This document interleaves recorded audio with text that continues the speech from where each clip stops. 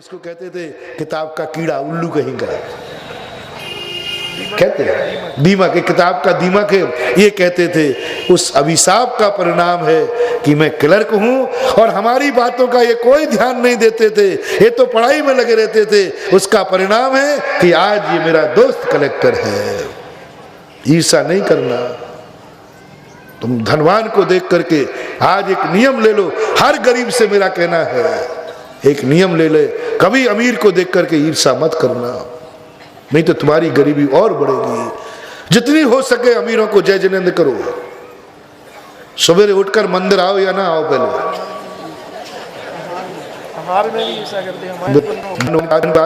यदि धन चाहिए है, धर्म चाहिए तो धर्मात्मा को जय जिनेंद्र करो, और धन चाहिए है तो सवेरे उठ करके हर गरीब को देखना चाहिए। हमारे मोहल्ले का सबसे अमीर आदमी कौन है, उसके बाद जाओ दो, जय जिनेंद्र भैया धन्य है, आपने पूर्व भाव में जो दान दिए हैं उसका फल आप पा रहे हो, उसकी एक बार स्तुति करके आओ, करके देख लो 6 महीने में तुम्हारे अंदर कुछ ना कुछ तो बढ़ोतरी हो ही जाएगी। स्तुति करना पड़ेगी। जो तुम चाहते हो, जिसके पास है उसकी स्तुति करो, उसकी स्तुति करो। हर क्षेत्र में यदि कोई तुमसे ज्यादा पढ़ाई में अच्छे नंबर लेता है, अपने बालक को सिखाओ, ईर्ष्या न करे वो। अन्यथा अभी तो गांधी डिवीजन पास हुआ है, अगली साल सप्लीमेंट्री आएगी, उसको सिखाओ तुम्हारे क्लास में सबसे अच्छे नंबर किसके हैं, बोले इसके। बेटा उससे ईर्ष्या मत करना, क्लास में जाते उसको जय जिनेंद्र किया करो, नमस्कार किया करो, और उसकी बहुत अच्छा भाव, बहुत अच्छे परिणाम उसके रखा करो, और ऐसा परिणाम किया करो, धन्य है जो आप इसी क्लास में मैं पढ़ रहा हूँ, आप पढ़ रहे हैं, लेकिन आपके नंबर गजब हैं, मुझे कोई ईर्ष्या नहीं है, मुझे खुशी है, कम से कम हमारी क्लास में आप टॉपर तो हैं। देख लेना, ये बच्चे से 1 साल करा के दिखवा लो, अगली साल बच्चा जो गांधी डिवीजन में आता था वो 2nd डिवीजन में पास होगा। करके तो देखो सही, मेरी बातों को क्यों कहाँ तक मानते हो। मैं जो कहूँ, मैं तो हमेशा कहता हूँ, मैं जो कहता हूँ उसको प्रैक्टिकल तो करो, मैं झूठा हूँ कि साचा। ऐसे ही बाबा वचन प्रमाणम, बात महाराज ने बता दिया तो मान लिया, ऐसे नहीं मानना, करो, प्रैक्टिकल करो। देख बाजू से गाड़ी निकल जाए 4 व्हीकल, तुम कहना जय जिनेंद्र भैया, वो भली नहीं सुनेगा, वो तो नहीं करेगा, वो तो अहंकार है, वो तुमसे क्यों करेगा। तुम जरूर कर लेना, और जब तक गाड़ी दिखती जाए तब तक तुम उसकी पूजा करते रहना। जब तक गाड़ी दिखती जाए तुम पूजा करते रहना। कैसी पूजा? कोई श्रीफल लेके नहीं, कोई उदक चंदन कह के नहीं। क्या पूजा करना? वो जा रहा है, जरूर इसने श्री जी का रथ चलाया होगा, जरूर भगवान के रथ के चवर ढोले होंगे, जरूर भगवान को बैठाल करके प्रभावना की होगी, तभी तो इसको गाड़ी मिली। जो भगवान के रथ चलाए उसको गाड़ी मिल जाए तो यह मन ईर्ष्या करने लायक है कि प्रशंसा करने लायक है? बोलो।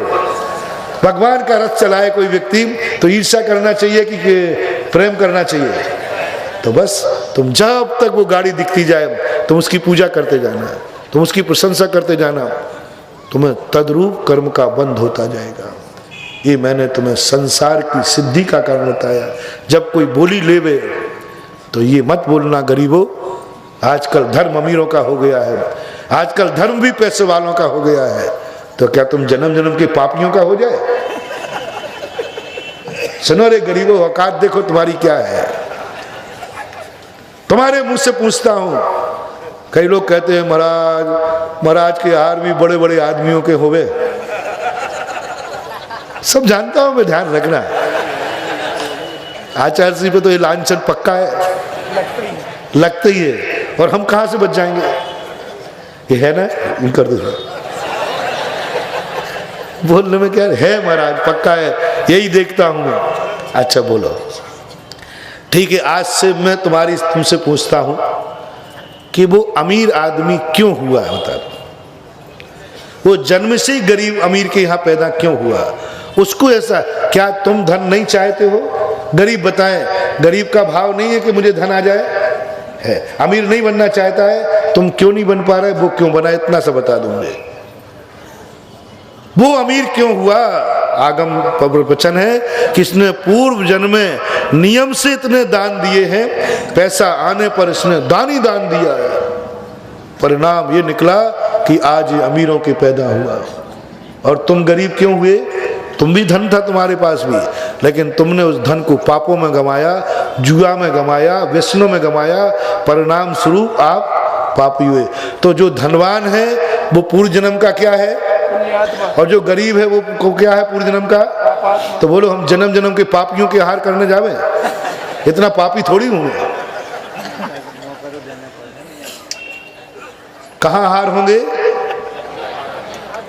पुण्यात्मा। एक तीर्थंकर नहीं गया किसी गरीब के। अरे तीर्थंकर कोई जबलपुर में आके आहार कर लेता? सारे तीर्थंकर राजाओं के गए, प्रत्येक तीर्थंकर का आहार राजा के हुआ। कोई तीर्थंकर छोटी मोटी सब्जी थोड़ी है, वस्तु है। अच्छा बताओ, तुम अपनी रिश्तेदारी किससे बनाओगे? क्या गरीब से? नहीं महाराज, हम जबलपुर वाले हमेशा अमीर आदमी गरीबों से रिश्तेदारी बनाते हैं। किससे बनाओगे? या तो अपने से अधिक में या अपने से। तो मुझे कोई पागल कुत्ते ने काटा है कि जब मैंने जन्म जन्म में पुण्य किया है इसलिए आज पुण्यात्मा बना हूं, जन्म जन्म का पुण्य किया है इसलिए आज त्यागी बना हूं, तो मैं भी वही चाहता हूं आहार उसी के हो जो जन्म जन्म का दानी हो, पुण्यात्मा हो, जो अपने आप ये जन्म जन्म का दानी है, पुण्यात्मा है। इसका क्या सबूत है? क्या सबूत है? वर्तमान की अमीरी बता रही है कि पूर्व भाव का। रावण को भी उठा के देख लो, अभी वर्तमान पे मत जाना। रावण का पूर्व भाव उठा के देखो, कितने किमिक्षिक दान दिए, परिणाम स्वरूप सोने की लंका मिली। ईर्ष्या करने की जरूरत नहीं है, पुण्य का फल है। तुम गरीब क्यों हुए हो? जन्म जन्म के पापी हो। तो जन्म जन्म के पापियों के तीर्थंकरों के हार नहीं होते। तुम आचार्य विद्यासागर महाराज को दोष दो या मुझे दो, तो आप तीर्थंकर को दोष दो कि तीर्थंकर ऋषभदेव के हार कहाँ हुए थे? जबलपुर में क्यों नहीं हुए? जन्म जन्म के पापियों के हार होंगे। इतने पापी नहीं थे ऋषभदेव, पुण्यात्मा के हार हुए। पूर्व भाव में राजा श्रेयांश ने अपने जब पूर्व भाव में थे उस समय उन्होंने आहार दान दिया था। उस आहार दान का पुण्य फल के आया कि तीर्थंकर उनके दरवाजे आके खड़े हो गए। एक जन्म के पुण्य से आहार नहीं होता है, जन्म जन्म के पुण्य से आहार होता है, ये ध्यान रख लेना। इसलिए जब कोई अमीर आदमी आहार देवे या अमीर आदमी बोली लेवे तो सुनो रे गरीब लोगों, तुम्हें तो मिलना नहीं, तुम कितना ही कुछ कर लो, लेकिन मैं तुम्हें अमीर जरूर बना सकता हूं। बोली तो नहीं देने दूंगा, तुम ले ही नहीं पाओगे। कोई बोली बोल रही है और अमीर आदमी ने बोली ले ली, आपको कसाय हो गई, ईर्ष्या हो गई। आजकल धर्म अमीरों का हो गया। मान जाओ मेरी कहना, मान जाओ, मान जाओ, अन्यथा जो आज गरीब हो कल दाने दाने को मोहताज हो जाओगे। इस साधु के वचन को पत्थर की लकीर मान लेना।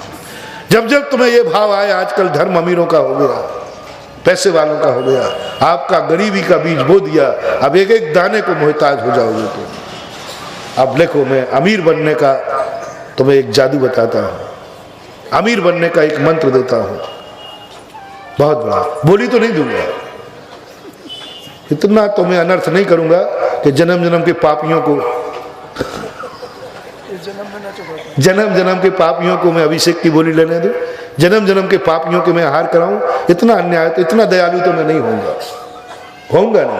मैं थोड़ा अलग ढंग की क्वालिटी है मेरी। एक बार छात्रावास खुला कोटा के अंदर, तो किसी ने कहा कि महाराज ये गरीब लोग आ गए तो उनके लिए क्या व्यवस्था है? मैंने कि गरीबों को इसकी सीमा में मत भटक देना, मैं गरीबों का दुश्मन हूं। बोलो महाराज ये गरीबों के लिए छात्रावास नहीं खोला, अनाथालय नहीं है। महाराज तो आज साधु की भाषा में नहीं बोल रहे, ये साधु की भाषा थोड़ी है। मैंने कि हाँ ठीक है। बाद में लोगों ने कहा, मैंने कि सुनो अब कहाँ जा रहे हो, बैठो यहाँ। सेठ लोगों बैठा ला। मैंने कि सुनो, इस छात्रावास में कभी गरीब प्रवेश नहीं करेगा, प्रस्ताव पास कराया नियम, एक भी गरीब को प्रवेश नहीं है, वहां मिलता ही नहीं गरीब को प्रवेश, है ही नहीं। और मेरे आशीर्वाद से जहां जहां मैं गरीबों का बड़ा दुश्मन हूं। अब देखना, उधर हमने सब सेठों की मीटिंग की। मैंने कि देखो ऐसा करना, तुम्हारा ये धन दौलत का सदुपयोग करो, स्वर्ग का कारण बनेगा ये धन दौलत जो नरक का कारण है। तो क्या करूं? बोले ऐसा करो, जब कोई गरीब आदमी पढ़ने आए, अच्छे नंबर आए, तो तुम एक एक व्यक्ति को गोद ले लो और गेट के बाहर गोद लेना और उसको फीस दे देना। वो छात्रावास में जाएगा तो अमीर बन के जाएगा, गरीब बन के नहीं जाएगा। छात्रवृत्ति पर हमारा जैनी नहीं पड़ेगा, छात्रावास की कृपांक पर नहीं पड़ेगा, सेठ की कृपा से पढ़ सकता है, संस्था की कृपा से नहीं पड़ेगा। और मैंने नंबर डाल दी, 1 नंबर सेठ, 10 नंबर डले हुए हैं। 1 नंबर आता है तो उस सेठ को मालूम है, वो उसके यहाँ चला जाएगा और वो उसको कहे भैया ये फीस ले जा, क्योंकि इस छात्रावास में तुझे एडमिशन लेना है, ये सुधा सागर का आशीर्वाद है, अमीरों के लिए है, इसलिए पैसा पकड़, अमीर बन के जाना, छात्रावास में गरीब बन के नहीं जाना। उसका परिणाम ये है कि छात्रावास से निकल करके हर छात्र अमीर बन जाता है। इतने अमीर बन रहे हैं, सबको कहीं ना कहीं नौकरी आदि मिल जाती है, बहुत अमीर होते हैं। मैं तुमसे कहना चाहता हूँ, बोली तो नहीं दूंगा, आहार करने तो नहीं आऊंगा, मैं तीर्थंकरों के खिलाफ में नहीं चलूंगा। जब तीर्थंकर राजा महाराजों के गए तो हम क्या गरीब घुड़वों के जावे? मैं तीर्थंकर का पक्का भक्त हूं, पक्का। हम तो तीर्थंकरों का अनुकरण। बताओ भैया तीर्थंकरों के हार किसके हुए?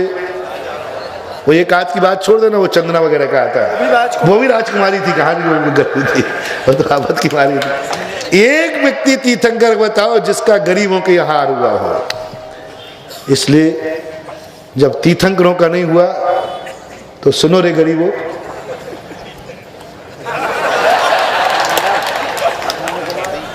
वो तो दया नहीं करूंगा, वो तो मार्ग नहीं बदलूंगा, लेकिन बहुत अच्छा रास्ता तुम्हें बताता हूं, बहुत करुणा करके बता रहा हूं, दया करके बता रहा हूं। गरीबों को हम अपने प्राणों से प्यारा मानता हूं, ऐसा प्राणों से भी प्यारा मान के बता रहा हूं कि जब तुम्हारे किसी अमीर के यहाँ हार होवे, किसी तीर्थंकर का, जब अमीर कोई बोली लेवे, तब बस तुम उसको वहीं खड़े खड़े जय जिनेंद्र कर लेना।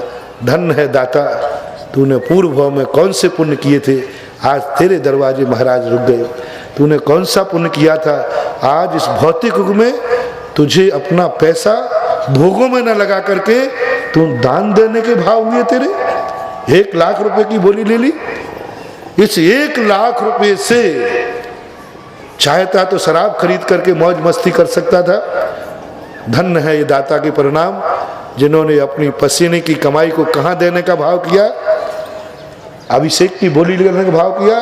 ओहो, मैं जन्म जन्म का वो लखपति पापी हूं, मेरे पास भी लाखों रुपया थे, लेकिन उन लाखों रुपए से मैंने शराब खरीदी, लाखों रुपए का मैंने जुआ किया, लाखों रुपए से मैंने अय्यासी की, लाखों रुपए बर्बाद करके मैंने पाप किए, मेरी ये दशा थी। धन्य है सेठ की, इसने लाखों पा करके कम से कम कुछ धर्म का कार्य तो किया। मेरा जय जिनेंद्र है, ये करना तुम शुरू करो और देखो तुम्हारी किस्मत कैसे नहीं बदलती है। गरीब, हर गरीब अमीर हो जाएगा, बस शर्त है अमीर को जय जिनेंद्र करना पड़ेगा, अमीर की प्रशंसा करना पड़ेगी। अमीर ने जो गुण पाया है उसकी स्तुति पूजा तुम्हें करना पड़ेगी, करना पड़ेगी, करना ही पड़ेगी। भरत चक्रवर्ती गए श्रेयांश, भरत चक्रवर्ती श्रेयांश के यहाँ पहुंच गया, वो हमसे ज्यादा पुण्यवान है और कहता है हे श्रेयांश, अहंकारी मैं था, लेकिन सारा पुण्य तो तेरा है। तूने पूर्व जन्म में ऐसे पुण्य किए कि तीर्थंकर के चरण अयोध्या में न रुक करके हस्तिनापुर में आके रुके। ये प्रशंसा का, और भरत चक्रवर्ती जिस समय ये प्रशंसा करता है उसी समय ऐसा पुण्य का बंद करता है। इसलिए सारांश क्या है, तुम गरीब से अमीर बनना चाहते हो कि नहीं? बताओ रे सब नगर के गरीबों, तो आज से क्या करना है तुम्हें? अमीरों को जय जिनेंद्र करना है, अमीरों को देखकर ईर्ष्या नहीं करना, अमीरों की प्रशंसा करना है। अब तुम जो चाहते हो, यदि आप स्वस्थ चाहते हो तो ध्यान रखना, किसी भीम और पहलवान को देख करके ईर्ष्या मत करना, उसको जय जिनेंद्र, जय जिनेंद्र भैया पहलवान साहब, और उसकी स्तुति करना। ओहो, इसने कैसे ताकत पाई, हम दोनों एक दिन जन्मे थे, ये भीम जैसा महान बलशाली निकला और मैं मच्छर जैसा दोनों का जन्म एक साथ। ध्यान रखना, क्या प्रशंसा करना, लो निरोग बनने की मंत्र, लो ताकत लाने का मन, लो एक टॉनिक तुम्हें दे रहा हूं, तुम सोचना, उसको जय जिनेंद्र करना। और कहना ओ धन्य है तूने पूर्व भाव में महाराजों की सेवा की होगी, गरीबों की सेवा की होगी, तूने किसी को कंधे पर बैठा कर सहायता की होगी, तूने किसी रोगी को दवाई दी होगी। इस औषधि दान का परिणाम है कि आज तू निरोग हुआ और मैं वो पापी था जो मैंने किसी को पैरों से रौंदा होगा, किसी के लिए दुख दिया होगा, तड़प रहा होगा और हमने उसके ऊपर सलमान खान जैसे बनकर गाड़ी निकाल दी होगी। हुआ था ना एक केस बंबई में, मैं वो था जो फुटपाथ पर सोने वालों पर गाड़ी निकाल दी थी, ये वो रहे होंगे जो फुटपाथ पर रोने वाले को गाड़ी में बैठा दिया होगा। ऐसा धर्मात्मा है। यदि ये तुमने प्रशंसा कर दी तो आपकी रोग निरोगता में बदलना चालू हो जाएगा। निरोगी की तुम जो बनना चाहते हो उसकी प्रशंसा करो, जो तुम बनना चाहते हो। मैं कुछ भी नहीं कह रहा हूं। इसी प्रकार धर्म क्षेत्र में आओ, अपन क्या बनना चाहते हैं, अपन कैसा ज्ञान चाहते हैं, ऐसा ज्ञान जो कभी नष्ट अनुगामी हो। जहां जाए वहां मेरा ज्ञान जाए। तो पहले हमें जिनके पास ऐसा ज्ञान है हमें उनकी भक्ति करना ही पड़ेगी। ऐसी की भक्ति कर। कौन है वो जिनके पास ऐसा ज्ञान है? वो है अरहंत भगवान, वो है ऋषभ देव, वो है 24 तीर्थंकर। उनके पास ऐसा ज्ञान था। तो चलो अपन उनकी भक्ति करते हैं। उनकी भक्ति करते करते हमारा ज्ञान ऐसा हो जाएगा जो कभी ज्ञान नष्ट नहीं होगा। ये 16वें नंबर का काव्य बहुत महत्वपूर्ण काव्य है। अपने ज्ञान को स्थायित्व देने के लिए, अपने ज्ञान की प्रतिभा को स्थायित्व देने के लिए आज जो मैं ज्ञानी हूं ये ज्ञान और बढ़ता जाए। यदि अभी तो ये बताया स्थिर होने के लिए जितना ज्ञान है ये कभी नष्ट ना हो, उसके लिए 16वां काव्य है। और यदि आगे बढ़ाना है तो बोलो इतने ज्ञान में संतुष्ट है कि आगे और बढ़ाऊं तो 17वां पढ़ लो। इतने में संतुष्ट हो तो 16 ही रहने दो, 16 की आराधना करो। यदि ज्ञान बढ़ाना चाहते तो नास्तम कदाचिदु पयासी न राहु गम्य नास्तम कदाचिदुपयासि न राहु गम्य।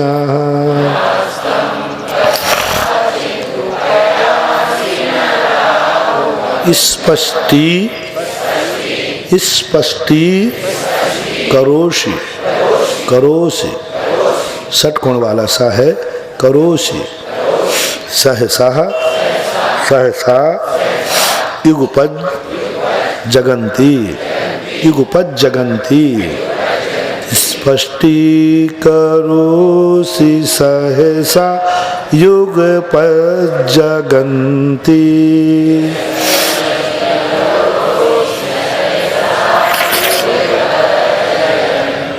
नाम भो धरोधर निरुद्ध महाप्रभावः नाम भो धरोधर निरुद्ध महाप्रभावः।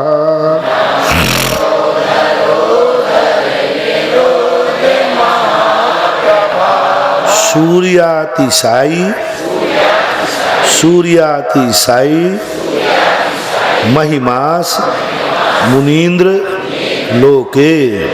सूर्यातिशायी महिमास मुनीन्द्र लोके।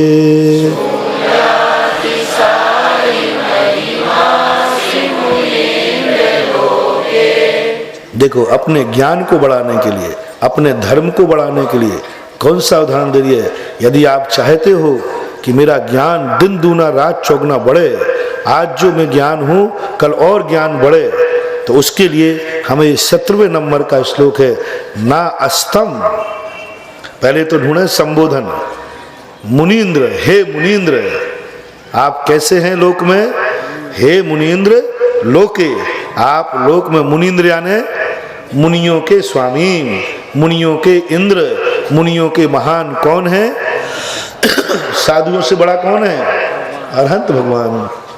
हे मुनीन्द्र नास्तम कदाचिद, नास्तम यानी आप कभी अस्त को प्राप्त कदाचित उपयासी, यानी उपयासी यानी प्राप्त नहीं होते हो, कदाचित कभी भी आप अस्त को प्राप्त नहीं होते। ना राहु गम्य, राहु भी आप तक नहीं पहुंच पाता, यानी राहु की गति भी आप तक नहीं है। जो सूर्य ग्रहण होता है ना, ऐसा ज्ञान है आपका कि राहु भी आपके तेज को ढक नहीं पाता, पहुंच ही नहीं पाता तो ढकेगा क्या। आपके जीवन के कितना अच्छा उदाहरण दिया। और क्या होता है, राहु भी आपके पास तक नहीं पहुंच पाया और आप कभी अस्त भी नहीं होते हो, तो फिर क्या करते हो, स्पष्टी करो सी, स्पष्ट शब्द का प्रयोग किया, बिल्कुल स्पष्ट, विशद, निर्मल, धुंधला नहीं।